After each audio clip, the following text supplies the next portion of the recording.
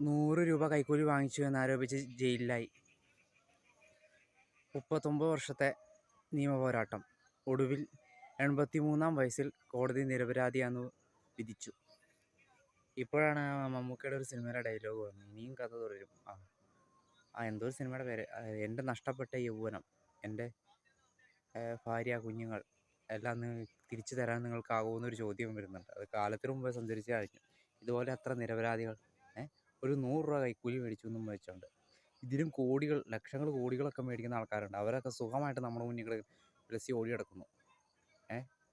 ഈ കൈക്കൂലി പിടിക്കാൻ വന്ന അവരെ പോലും കൈക്കൂലി കൊടുത്ത് വാങ്ങിക്കുന്ന ആൾക്കാരുണ്ട്. എന്നിട്ട് എപ്പോഴും ഒരു 100 നിരപരാധി, അയാളുടെ എത്ര ദിവസത്തെ ഇതായിരിക്കും.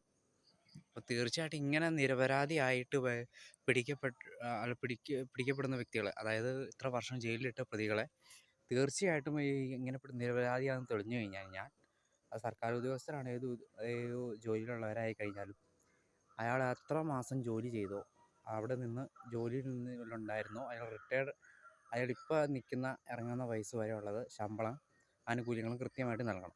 അത് ബാധ്യസ്ഥരാണ്. അയാൾ നിരപരാധി തെളിഞ്ഞു, പിന്നെ അയാളുടെ ഇത്തരം ജോലിയുടെ ശമ്പളമൊക്കെ എങ്ങനെ, ശമ്പളം ഒക്കെ പോയില്ലേ, അപ്പോൾ അത് നിരപരാധി തെളിഞ്ഞില്ലേ. അപ്പോൾ അത് കൊടുക്കേണ്ടത് കോടതിയുടെ ഉത്തരവാദിത്വം തന്നെയാണ്. ഇത്രയും ദിവസം നഷ്ടപരിഹാരം അയാൾക്ക് കൊടുക്കണ്ടേ. അയാളുടെ ജീവിതവും പകുതി പോയി. ആ കാശെങ്കിലും ഇനി അത് അദ്ദേഹത്തിന് കൊടുക്കുക. അദ്ദേഹത്തിന് ജോലി ചെയ്യുന്ന ശമ്പളമെങ്കിലും ആനുകൂല്യങ്ങളും ഇദ്ദേഹം കൊടുക്കണം, ഇദ്ദേഹത്തിന് വേണം. അത് കൊടുക്കാൻ കോടതി ബാധ്യസ്ഥരാണ്. അങ്ങനെ നിരപരാധിയായ കൈക്കൂലി കേസിൽ നിരപരാധിയായ വ്യക്തികളെ, അത് ഏത് ഉദ്യോഗസ്ഥരായും, സർക്കാർ ഉദ്യോഗസ്ഥരായാലും അധികം പൊക്കോളൂ. അപ്പം അങ്ങനെയുള്ള നിരപരാധികളായി ഇതുപോലെ പാവപ്പെട്ടവരൊക്കെ ഉണ്ടെങ്കിൽ തന്നെ അവരെത്ര വർഷം ജയിലിൽ കിടന്നുവോ അത്രയും വർഷങ്ങളിലുള്ള ശമ്പളം, ആനുകൂല്യം കൊടുക്കണം. തീർച്ചയായിട്ടും അതാണ് ന്യായം. അതായത് ഇനി അദ്ദേഹത്തിന് എന്ത് ചെയ്യും, ഇനി പെൻഷൻ കിട്ടുമോ? ഒരു കേസായി പോയില്ലേ. എത്ര വർഷം നിയമപോരാട്ടം, അയാളുടെ ചെറുപ്പത്തിലെ ഫോട്ടോ ആ പിക്ചറിൽ തന്നെ കാണാം. എന്തൊക്കെയായിരുന്നാലും ഇത് കോടതി കൊടുക്കാൻ ബാധ്യസ്ഥനാണ്.